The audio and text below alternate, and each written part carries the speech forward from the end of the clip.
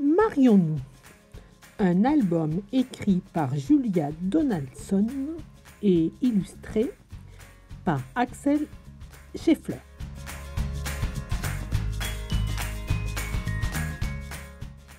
Page de titre: Marions-nous par Julia Donaldson et Axel Scheffler.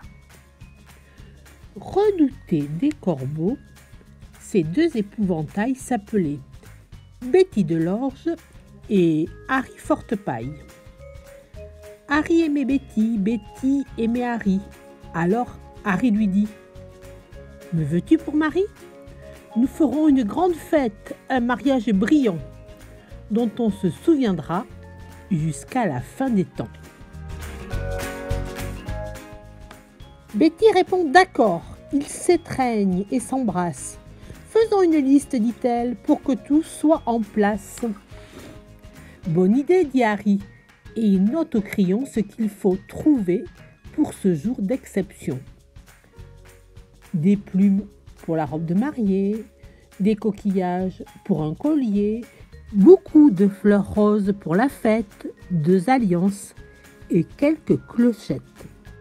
Et Harry Fortepaille prend Betty par le bras et les voilà partis pour rassembler tout ça.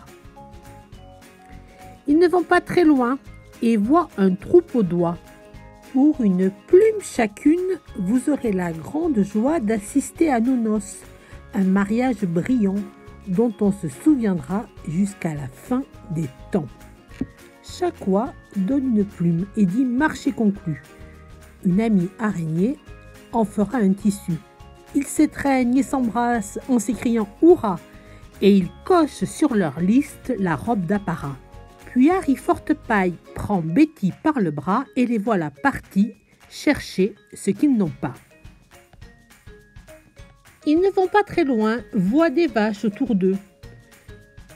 Et leurs clochettes au cou font un bruit merveilleux. Ding dong, ding dong, ding dong. Oh, les jolies clochettes, ce serait si charmant qu'elles sonnent à notre fête, le matin de nos noces, un mariage brillant dont on se souviendra jusqu'à la fin des temps. C'est d'accord, nos clochettes tinteront au mariage. Et un crabe leur apporte un collier de coquillages.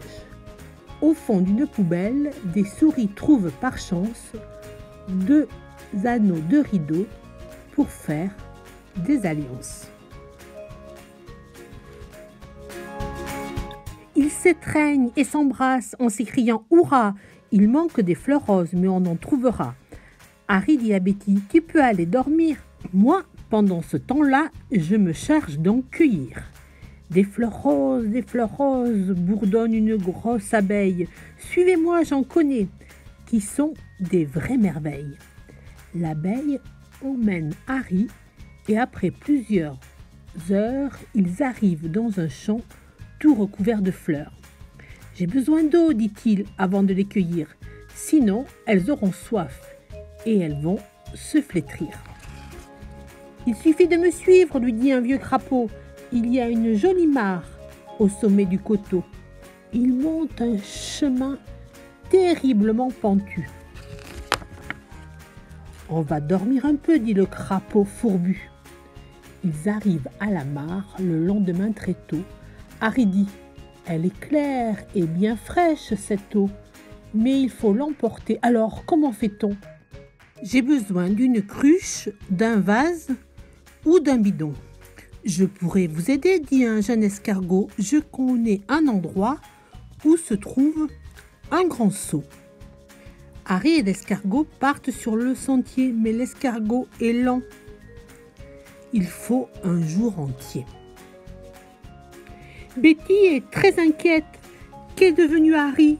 Où est l'épouvantail que je veux pour mari? Mais le fermier apporte un autre épouvantail pour le mettre à la place de Harry Fortepaille. Joli couple, dit-il, que nous formons tous deux. Vous êtes ravissante, sauf bien sûr les cheveux. Sur le tracteur, il saute et dit: Allons, venez, je sais conduire très vite, je vais vous étonner. Oh non, répond Betty, je dois attendre Harry, car c'est l'épouvantail que je veux pour Marie. Nous préparons la fête, un mariage brillant dont on se souviendra jusqu'à la fin des temps. Oubliez donc Harry, dit Régent aussitôt. Il ne reviendra plus, et c'est sûrement un sot. Chez les épouvantails, je suis le plus malin. Je sais chanter, danser, et je conduis très bien. Je suis charmant, exquis, séduisant, raffiné. Et regardez, je fais aussi des ronds de fumée. Il sort alors d'une boîte un gros cigare très long, laissé par le fermier dans une poche du veston. « C'est très mal de fumer, dit Betty indignée.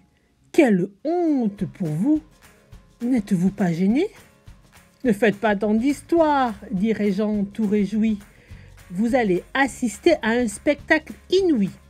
Il allume le cigare, essaye de le fumer, mais voilà qu'il se met à cracher, à tousser, et comme l'épouvantail n'est pas du tout adroit, le cigare allumé lui échappe des doigts. Il tombe sur le sol et un grand feu jaillit. Betty crie « Au secours !» en voyant l'incendie. Mais Régent Dufouin dit « Je m'en vais sur le champ !» et il s'enfuit très vite, en toussant et crachant. Soudain, quelqu'un arrive, il avance à grands pas. C'est Harry Fortepaille, des fleurs roses plein les bras. « Betty !» s'écrie Harry. « Oh, ma future mariée !» À l'aide du seau d'eau, il sauve sa bien-aimée. Ils s'étreignent et s'embrassent, les fleurs roses à la main, et disent sur notre liste, il ne manque plus rien. Alors le lendemain, ce furent les épousailles entre Betty Delorge et Harry Fortepaille. Tout le monde était là, l'escargot le dernier, et dit « Ah, quel bonheur, qu'ils sont beaux les mariés !» Les invités jetèrent une pluie de confettis sur Harry Fortepaille et sa belle Betty et dirent « C'était vraiment un mariage brillant dont on se souviendra jusqu'à la fin des temps. » Ce livre a été traduit par Jean-François Ménard. Il est publié aux éditions Gallimard.